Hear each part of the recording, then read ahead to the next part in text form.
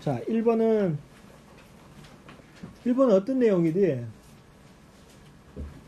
방금 풀었는데도 아무도 얘기 못해? 자, 육체적 표현에 관한가? 육체적 표현인데 어떤 자부심에 대한 육체적 표현이 생물학적으로 생물학적인 기초를 갖고 있는 거냐? 아니면 문화별로 특정하게 돼 있느냐? 그러면 생물학적으로 베이스돼 있다면 어떻다는 얘기지? 생물은 문화를 배제한 개념이잖아. 그러니까 다 똑같다는 얘기일 수 있어. 그 다음에 cultural, 그러니까 문화적으로 구체적이다, 문화적으로 특정적이다라는 거는 문화별로 다르다니까 어떻게 되는가? 문화와 관련된 거는 인간이 태어날 때부터 갖고 있니? 문화의 가장 문화 그러면 잘 안 되면 언어를 생각하면 돼. 언어는 다 다르잖아. 그지? 그리고 학습되는 거잖아. 그래서 항상 생물학적이거나 뭐 이런 걸 얘기하면 타고나는 거.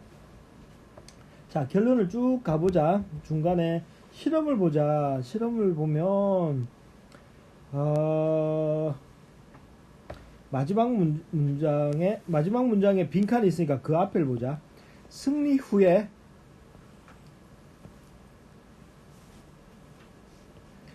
자, 사이티드 시력이 있는 사람이야. 그러니까 시각장애가 없는 사람과 시각장애가 있는 운동선수에 의해서 나타내진 어떤 승리의 표시 있잖아, 그지? 그 환호하는 모습은 매우 유사했다는 거야. 자, 눈이 안 보이는 사람은 문화적인 습득을 할 수가 없잖아.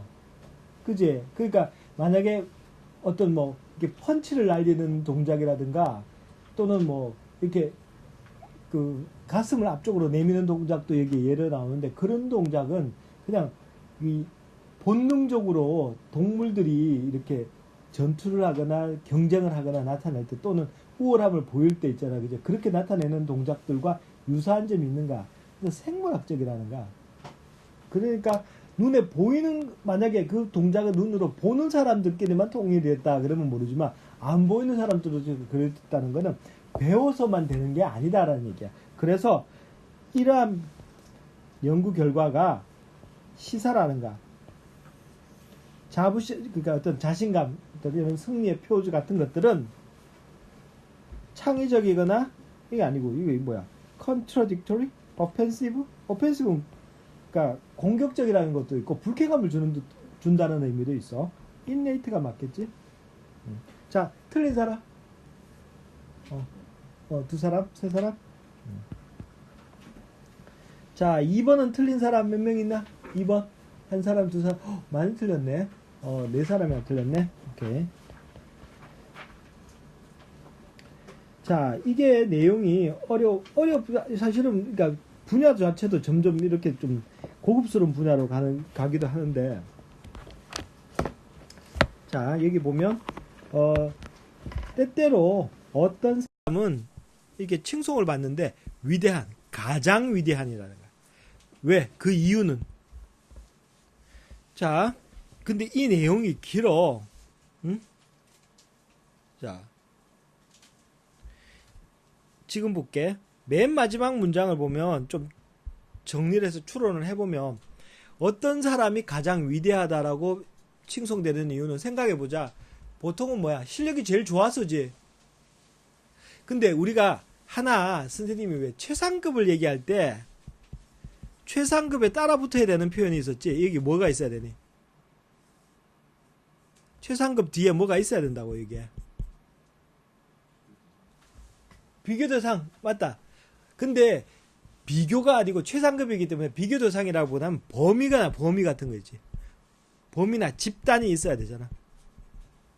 걔는 공부를 제일 잘해. 시골 학교 5명짜리여서 그거하고 300명짜리 서울에 있는 고등학교, 중학교에서 하는 거하고는 다르잖아.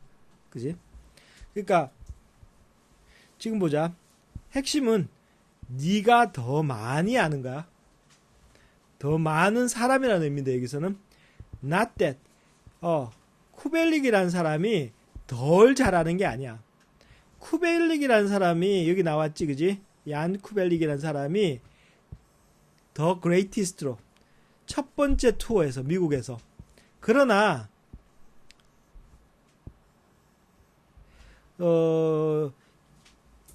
이 솔이라는 사람이 미국으로 다시 1923년에 데리고 왔을 때 몇몇 사람이 생각해서 그는 약간 슬립트, 미끄러졌다. 실력이 미끄러져 내려갔다라고 생각한 거야. 자, 그런데 쭉 내용을 보면 그러나 엘먼이라는 사람이 바이올린 아버지라네. 그지? 바이올리니스트 아버지네. 그지? 엘먼의 아버지가 다르게 생각했지. 이 친구들아, 그 사람은 플레이드 파가니 콘서트, 파가니니 협주곡을 오늘 밤 정말 지가 했던 것들, 과거에 했던 것만큼이나 멋지게 했어. 라고 했어. 자, 너는 다른 기준을 갖고 있는가? 엘먼이라는 사람도 있고, 자기 아들, 또는, 그리고 하이패츠.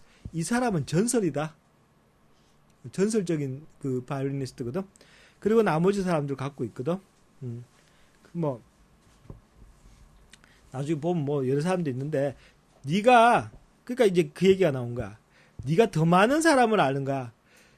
처음에 쿠벨릭이 왔을 때는 쿠벨릭을 하고 비교될 만한 사람들이 별로 없었기 때문에 아주 돋보였고, 근데 그 이후에 많은 사람이 나왔지, 그지? 그렇기 때문에 지금 보면 처음에 몇 년인지 모르겠다만 23년도 이런 무렵은 아직도 그거거든. 그러니까 스테레오가 아니고 모노로 그 레코드 LP가 제작이 되거든. 그 선생님이 갖고 있는 것 중에 몇 개는 모노 레코딩이 돼 있어, 옛날에. 근데 그런데도 굉장히 좋게 정말 멋진 연주를 하는 사람들이 있거든. 근데 어쨌든 다른 사람들과 비교되지 않았기 때문에, 비교될 만한 대상이 없었기 때문에 가장 위대한가? 더 좋다가 아니고 제일 좋다고 했을 때, 그지? 그러니까 답은 뭐냐면 몇 번인가? 이거는 저기 보자. 비교 대상이 비교를 할 수 있는 근거가 적었기 때문이다 라는 말이 적합해 보이네. 자, 그 다음에 보자. 3번 틀린 사람은 몇 명쯤 될까? 3번? 없나? 3번 안 틀렸나? 자, 이거 얘기는 뭐냐면, 철학적인 질문이긴 하다. 우리는 이제 앞으로 이런 질문은 논술이나 다른 국어 같은 데서도 나올 만한 건데, 인간의 신체의 일부를 바꾸자. 팔을 다쳐서 팔을 기계팔로 바꿨어. 그 다음에 다리를 또 다쳐서 다리를 바꿨어. 그러면 계속 하나씩 바꿔. 나중에 심장도 바꿨어. 눈도 바꿨고. 그러면 이 사람은 사람이니? 왜 사람이 아니라고 하지? 똑같은, 옛날처럼 똑같은 그러니까 감정도 갖고 있고 생각도 하고 그러는데도? 그러면 다르게 얘기해보자. 그 사람이 태어났을 때 그 사람과 똑같은가? 그러니까 보경이 하자. 사이보그 보경이 아니지. 사이보그까지는 아니지, 그지?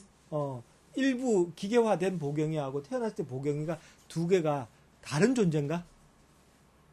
이런 문제야. 테세우스라는 사람이 타고 갔던, 그러니까 모험을 했던 배를 아테네 사람들이 보관을 하는데, 자, 세월이 지나면 판자 같은 걸 갈아야 될 거 아니야. 썩기도 하고, 그지? 그러면 하나를 갈았어. 그러면 그게 테세우스의 배냐? 두 개를 갈았어. 세 개를 갈았어. 도대체 어느 지점에서 오리지널 배가 아니라고 할 수 있는가? 단순히 과반수? 그지? 어려운 질문이지. 자, 그래서 일부 철학자들은 주장을 할 거야. 배는, 자, 이게 뭐죠? 하나의 판자를 제거해서 다른 것으로 바꾸는 것은 차이를 만들 수는 있을지 모르지만, 여전히, 일단, 모든 것들이, 그렇지, 그럴 수 있지. 그렇지만, 몽땅 다 바뀌면 그럴 건가? 그래서 일부 철학자들은 어떻게 생각하느냐 하면, 자, 그 배라는 거는 모든 부분의 총합이다라는 거야. 자, 그렇다면, 이것이 맞다면, 자, 작은 조각을 잃어버려. 항해 중에. 그지? 그러면은 이미 그때 모든 것을 다 합해서 그걸 총체로 봐야 된다. 그러면 하나로도 바뀌면 동일 문호도 아니겠지. 그지? 그런 얘기야. 바이센테니얼 맨이라는 영화가 있다. 그거는 로봇으로 입양이 된 거야. 로봇으로 어떤 집에 그 하인 로봇으로 들어왔는데, 근데 얘는 오랫동안 살면서 기술을 계속 만들어. 그래서 자기가 원래는 주인의 막내딸을 좋아했었어. 감정이 생긴 거야. 그런데 자기는 인간이 아니잖아, 그지? 그런데 그 인간이 아니라 오래 살잖아. 그래서 그 좋아하던 여성은 죽고 그 여성의 손녀쯤 되는데 거의 똑같은 외모로 나타난 거야. 그래서 결국에 어떤 결단을 내리냐면 그 여성과 같이 죽기를 원해. 사람으로서. 그래서 자기 몸을 전부 다 늘 개발하는 거는 그건가. 가장 인간에 가까운 장기와 신체를 바꾸는 거야. 그래서 모든 걸 다 바꿔. 원래와 달라지지. 그게 반대되지, 그지? 우리가 생각하는 인간이. 그러니까 그게 아이작 아시모프라는 유명한 SF 작가가 만든 소설을 그걸 영화로 만든 건데, 그 거의 시간이 꽤 길어. 언제 시간이 나면 한번 보세요. 그게 누구냐면 로빈 윌리엄스 아닌데 맞나? 그 누구지? 죽은 사람. 저기 갑자기 생각이 안 나네. 얼마 전에 자살한 사람인데. 어쨌든 갑자기 배우 이름이 기억이 안 난다. 자, 그 다음에 4번을 보자. 4번은 어떤 내용이냐면, 자, 좀 기억나는 사람 있니? 전혀 안 나? 자, 신용이라는 게 있잖아요. 신용의 관리 같은 거. 그러니까 인간의 역사에 있어서 신용거래라는 거는 항상 있었던 거야. 그렇지만 옛날에는 이런 거야. 과거를 비춰봤을 때 앞으로가 더 좋아질 것 같지가 않은가. 그러면은 미래에 대해서 확신이 없지. 미래에 대해서 확신이 없으면 일반적으로 미래에 대한 긍정적인 생각을 할 수가 없는 것 같으면 어떤 사람 신용 거래라는 게 있을 수가 없잖아. 그지? 내가 거래해 보면 보통 사람들은 해가 갈수록 성격이 나빠져 라고 하면 그 사람은 돈을 빌려주겠어 말겠어? 안 빌려주겠지. 그 얘기야. 그래서 더 좋아질 거라고 하면, 근데 봐봐, 모든 사람이 더 좋아질 가능성이 있어야 신용이 되는 거잖아. 그지? 전체적으로 앞으로 미래가 좀 더 나아질 거라고 생각한다 그러면 전체 사회의 총 부는 어떻다는 거야? 더 줄어들까 늘어날까? 늘어날 가능성이 높은 거야. 그렇게 해야 내가 누군가에게 돈을 빌려주고 투자를 할 거 아니야. 그지? 무조건 이거는 안 돼. 그래봤자 어차피 별로 얻을 게 없어 라고 생각을 한다 그러면 신용거래라는 게 존재하지 않거든. 그래서 이 얘기는 그래서 이런 거야. 전체 부가 증가하지 않는다는 거는 전체 부가 증가할 리가 없다고 생각하면 어떻게 되냐면 내가 부자가 됐다는 거는 다른 의미는 뭘까? 전체 부가 일정해. 내가 돈을 많이 벌었어 옛날보다. 그러면 적게 번 사람이 생긴다는 거야. 그 얘기가 마지막에 나오는 거야. 자, 그래서 프랑스 왕이 그러니까 영국 국왕이 부자가 됐다라는 거는 전쟁을 해서 뺏어왔기 때문이고 프랑스 왕이 가난해진다는 얘기야. 그래서 너는 파이를 여러 가지 다른 방식으로 자를 수 있는 거야. 하지만 파이 자체의 크기가 변하지 않기 때문에 문제가 생기는 거지, 그지? 그래서 신용거래가 안 된다는 얘기야. 자, 그래서 뭘까? 이게 1번인가? 절대 커지지 않기 때문에 이 문제가 쉽지 않았지. 4번 틀린 사람? 3사람, 4사람. 자, 5번 봅시다. 자, 이거는 어떻다디? 친구가 어떻게 생긴다고? 가치관이 같고, 어릴 때부터 알고 지냈고, 이런 게 중요하다 그랬어? 여기서? 의외로 그게 아니래지. 뭐였니? 같은 길을 걸어 다니고, 같은 지역에 있고, 어떤 지역적인 공통성이 굉장히 크다라는 거야. 자, 여기 보면, 마지막에 볼까? 어디쯤 있을까? 그러니까 여기는 일단 이전의 이론들인데 일부 전문가들은 우정인의 형성은 유아 때까지 거슬러 가고 이제 거기에서 그 상황에서 아이들이 가치를 획득하고 신념, 그리고 태도, 묶어주거나 분리시키는가, 그들을 아이들이 나중에 가치 있게 되거나 떨어지게 되는 가치 같은 걸로 유아 시절부터 배운다는 거야. 이 사람은 굉장히 옛날부터 그러니까 어떤 시간적 흐름이나 그런 공통된 가치 이런 걸 중요하지. 그러나 이 사람은 그런 게 안 중요하다고 그러겠지. 그치? 다른 이론이야. 이 사람들 믿어. 핵심이야. 우정 형성에. 자, 발전될 가능성이 있어. 짧고 그리고 수동적인 접촉 만들어지는가. going to from home. 자, going to home. from home. walking about the neighbor. 이웃을 주변. 이때 about는 주변이라는 얘기야. 그런 거 걸어 다니는 거야. 그러면서 마주치면서 우정이 싹 튼다는 거야. 자, 의외지. 근데 잘 생각해보면 그럴 수도 있어. 학원에 같이 다니면서 친구가 되는 경우도 많거든. 그지? 요즘 학원 친구도 많잖아. 꼭 그러니까 어릴 때부터 알아야 되는 건 아니야. 어릴 때부터 안다고 반드시 친구냐? 왼수가 되는 경우도 있는데. 그지? 선생님은 초등학교 친구들로부터 지탄을 받지. 내가 서울대 갔다고 했을 때 유명한 말 있잖아. 세상에 정의는 없다. 그랬대죠. 얼마나 악행을 저질렀으면. 선생님이 우리 지금 상황이 안 좋아진 게 6학년 때가 피크지만 악행을 이미 한 3학년, 4학년 때부터 악행을 저지르고 있었거든. 이미 불만이 그득했었기 때문에 중학교 때는 피크였고 고등학교 가서 인간이 됐어. 진화하는데 그만큼 시간이 걸리더라고. 자, 저기 초등학교 친구가 여학생 2명밖에 없어. 서울대 같이 들어간 친구들.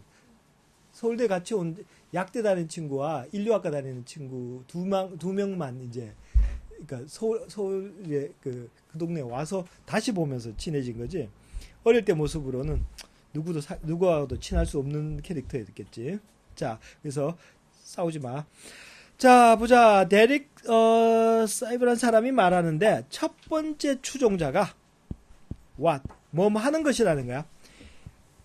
너트는 그거 좀 그러니까 바보 같고 이상한 괴짜 같은 게 있잖아. 괴상한 놈 이런 의미거든. into a leader. 괴짜를 지도자로 바꾼다는 거야.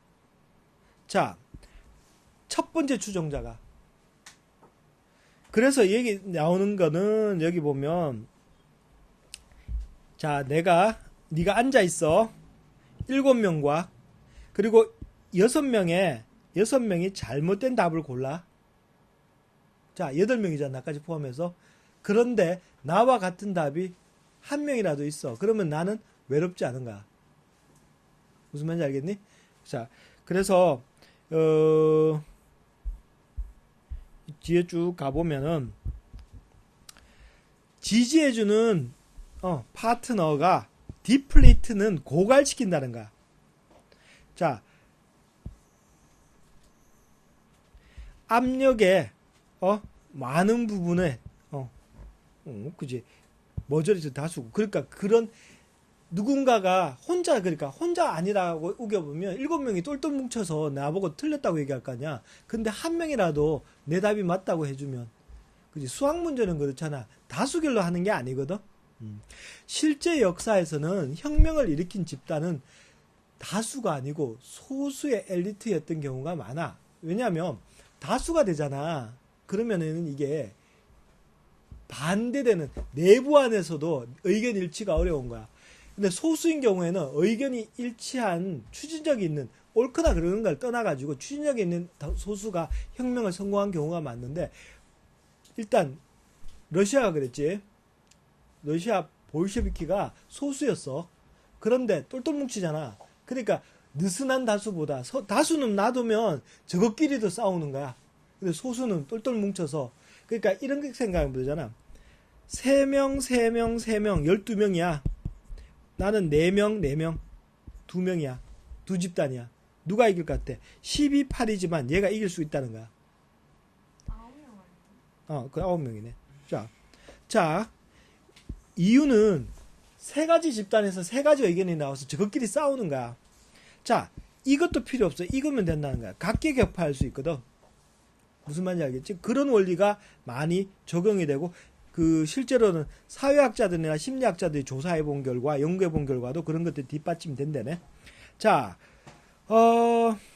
아는 거야. 뭔가를 아는 것은 쉽게 만드는 거야.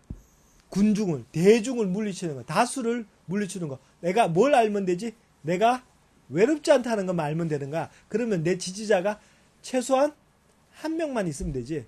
자, 그게 답이 뭐야? 그러니까 네가 유일한 저항하는 사람이 아니라는 것만 알면 외롭지 않다는 얘기야. 자, 7번 보자. 머크는 실제 있는 회사야. 선생님이 예전에 회사 다닐 때 거래했던 회사 중에 하나야. 제약회사이기도 하고 화학약품을 만드는 회사이기도 하고 전 세계에서 제일 큰 회사 중에 하나야. 제약으로는. 자, 이 사람이 어떻게 생각을 했냐면, 그러니까 좀 일을 좀 공격적으로 하지 않는다고 판단을 한 것 같지. 그래서 임원들을 모아놓고 뭘 하라고 했지? 여기 뭐 하고 했더니, 쉽게 얘기하면 우리 회사를 공격할 수 있는 아이디어를 내라는 거야. 우리 회사를 공격해서, 우리 회사네. 그래서 무너뜨릴 수 있는 아이디어를 내보라고 했고, 그 사람들이 그 과정을 일단 진행을 한 다음에, 그러면 공격수단이 나올 거 아니야? 그러면 방어수단을 만들려고 한 거야. 근데 보통은 여기 나온 내용이 뭐냐면, 보통은 그렇게 하지 않고 그냥 이익을 내는 데만 쫓아가는 거야. 그러다 보니까 혁신을 하는데 주저하게 되고, 수익이 많이 나는 것들만 자꾸 바라보기 때문에 내가 공격을 받아서 이럴 수 있을 가능성에 대한 인지가 늦고 별로, 그러니까 그런 것들이 분명하지 않기 때문에 이 회사 죽이기 연습은 강력해. 왜냐하면 기존의 생각을 뒤집어 놓는다는 얘기야. 그런 의미가 있다면 답이 뭐니? 4번이다 그래. 그것이 리프레임이야. 다시 틀을 만드는 거야. 이익으로 형성되어 있는 활동을 손실이라는 관점에서 재구성하는 거야. 내가 이익을 계속 내야지 아니고 다르게 변형을 해야 된다는 거는 내가 위기에 처할 수 있구나 라고 생각을 해야 된다는 거야. 자,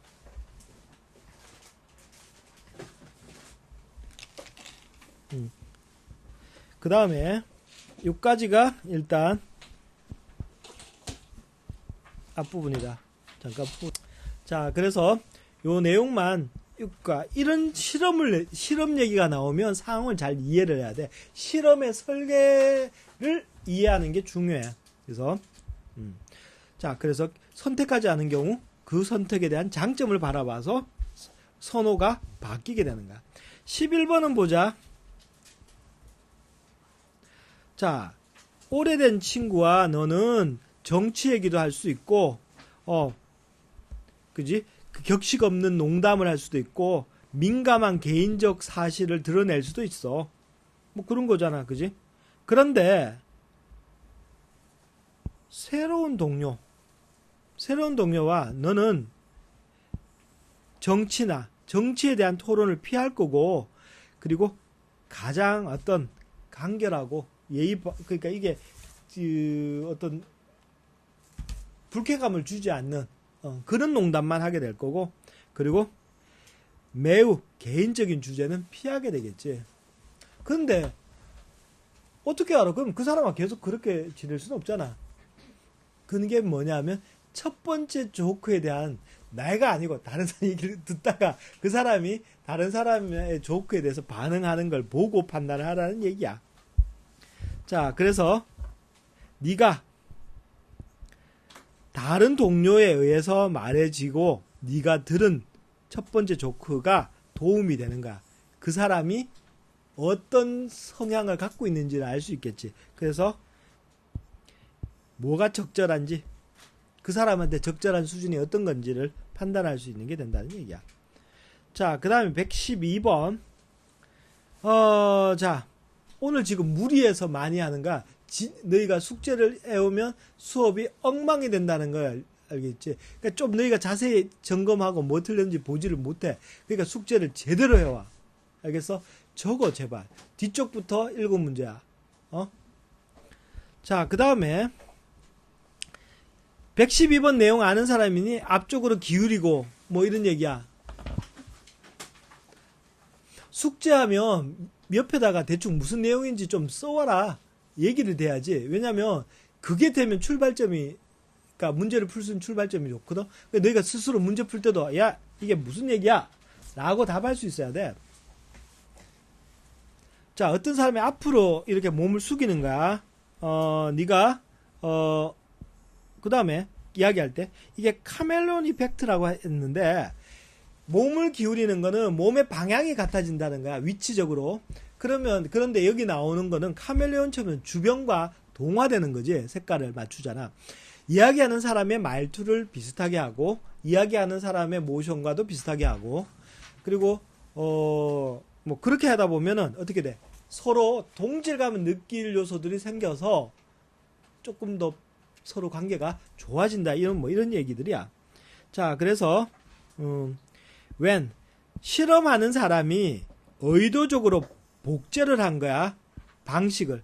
어떤 그러니까 매너리즘 하면 뭐 행동하는 방식 같은 것도 있는데 그 대상자. 이때 서브젝트는 주제가 아니야. 대상자야. 실험의 대상자야. 그러면 그 서브젝트는 뭐라고? 뭐 한다고?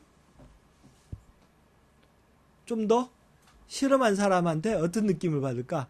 조금 더 공감을 하게 되는 거야. 친해진다든가 이런 표현이 들어가면 되겠지. 자, empathy, 공감하는 개인은, 자, those who took 다른 사람의 관점을 취하는 그런 공감하는 사람은 또한 발견되는 거야. 뭐 한다고? 미러는 뭐야? 미러링. 지금 우리 미러링 하고 있잖아. 화면을 복제하지. 다른 사람의 행동을 좀 더 자주 복제하는 거야. 공감이 잘하는 사람은 그렇다는 거야. 알겠지? 자, 그러면 답은 이거 뭐야? 이거지. 이거 이상한데? 이거 왜 내가 이걸 봐. 이거 몇 번이야 이게? 이 문제가 112번에. 이거 이상하다. 1번인데 내가 답을 잘못 적었네. 112번에 1번. 맞아. 내 위에 값. 이거 뭐 하는 거야? 바보 같으냐고. 112번이라고 2번 체크했어. 나 미쳤나봐. 자, 그 다음에, 그런데, 나쁜 습관을 꼬집는 거. 이거 집어는. 제가 정신이 나갔구나. 정신줄 나왔구나. 책상 밑으로도 이렇게 걸어 들어가지, 왜? 이렇게 하지. 자. 완전 재밌어요. 에스컬레이터를 하든가, 이런 게, 그런 거 해야지. 자, 113번 봅시다. 얘는 뭐니? 혹시 아는 사람 한 놈도 없니? 우리 할머니요? 말을 하지 말자. 왜? 잘하는데. 조용한 것보다는 그게 나아. 자, 지금 보자. 어떤 사람이 스스로의 어떤 자존감 문제를 극복하기 전에, 그리고 극복하고 그러니까 구성하는가, 구축하는가, 건강한 어떤 자존감을 구축하기 전에 도움이 되는가, 아는 거. 무엇이 그러한 문제들을 초래하는지. 자, 명백하게 어떤 자존감은 상처를 받을 수 있지. 누군가 그의 승인이 중요한 거야. 그 사람이 인정해 주는 게 중요한데 그 사람이 나를 공격하면 상처를 받겠지, 그지? 자, 부모님이나 선생님이나 지속적으로 너를 다운시키는 거야. put you down이니까 아래쪽으로 내려놓으면 낙담시키거나 이렇게 한다는 얘기야. 그러나 나왔지 이제. 비판은 come from other people. doesn't have to. 다른 사람으로부터 나올 필요가 없다. 자, 그러면 비판 누구한테 나온다는 얘기야, 이제? 나한테 나온다는 얘기잖아. 그러면 나한테서 나온 비판도 어떻게? 자존감 해치는 거야. 선생님이 있잖아. 이런 게 이제 지나친 이게 겸손한 놈이 있거든. 그래서 고개를 쿡 숙이고 있고, 자, 죽는다. 겸손하면 안 돼, 수업 때. 고개를 너무 숙인다. 자, 너희들 중에 선생님이 이런 얘기 하잖아. 선생님이 저기 서울대를 가는 첫 번째 덕목이 뭐냐? 내가 가끔 얘기하잖아. 너희들 보면 영리한 거, 그지? 그런 거잖아. 그리고 노력 이런 건데 그거보다 더 필수적인 게 있다. 뭐냐 그게? 가겠다는 의지야. 가겠다는 의지를 만들려면 내 마음 한구석에 내가 언젠가 열심히 하면 갈 수 있다는 생각을 할 수 있어야 되거든. 근데 스스로에 대한 평가가 자꾸 낮으면 그런 생각을 못해. 목표를 설정하는 순간에는 비현실적인 것들을 하지 않는 게 좋다고 하지만 입시에서 있잖아. 고등학교 시작하기 전까지는 비현실적인 건 없어. 전교 300등도 서울법대 쓰던 판이 있는데 그런 건 없어. 다만 있잖아. 실천하는 게 힘들거든. 그러니까 너희 스스로 보면 제가 어떻게 해요? 이런 얘기를 하지 말라고.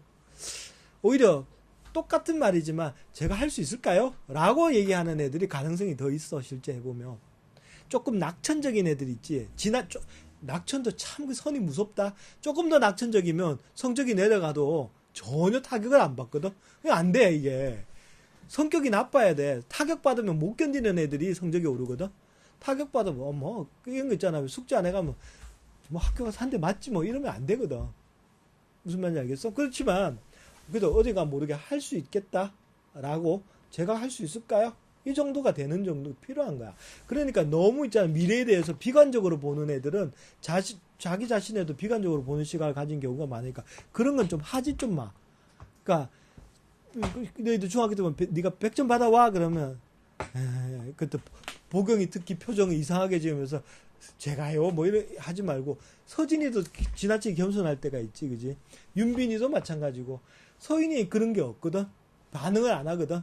중립적이야 그래도. 주원이는 이게 조금 기복이 있지.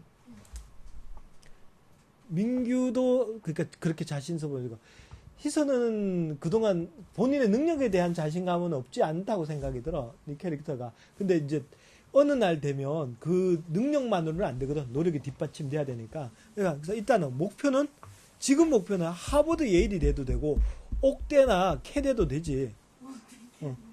알겠지?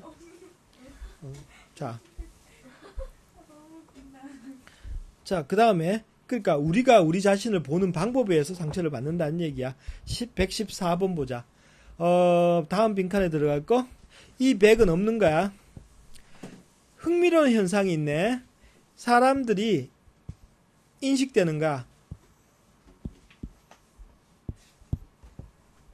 다른 사람에게 있다고, 다른 사람에게 그런 특징이 있다고 내가 얘기하고 있는데, 그게 나한테서 발견되는가? 발견된다. 그런 성질을 내가 갖고 있다라고 인지되는 거야. 그러니까 쉽게 얘기하면, 그러니까 윤빈이가 서진이 욕을 해. 주원이 앞에서. 그러면 어떤 현상이 벌어지냐면 그러니까 공격할 때 그 특성을 가지고 공격할 거 아니야? 서진이는 너무 착해. 착해 빠져서 너무 순진해. 아닌데 그거 다 칭찬이잖아. 하면서 뭐라 그럴까? 너무 많이 졸고 게으르고 막 이렇다고 얘기하는 거야. 그런데 문제는 그 속성이 윤빈이는 분명히 서진이를 겨냥을 했는데 주원이가 보기에는 그 속성을 윤빈이한테서 보는 거야. 윤빈이가 갖고 있다고 생각하게 된다.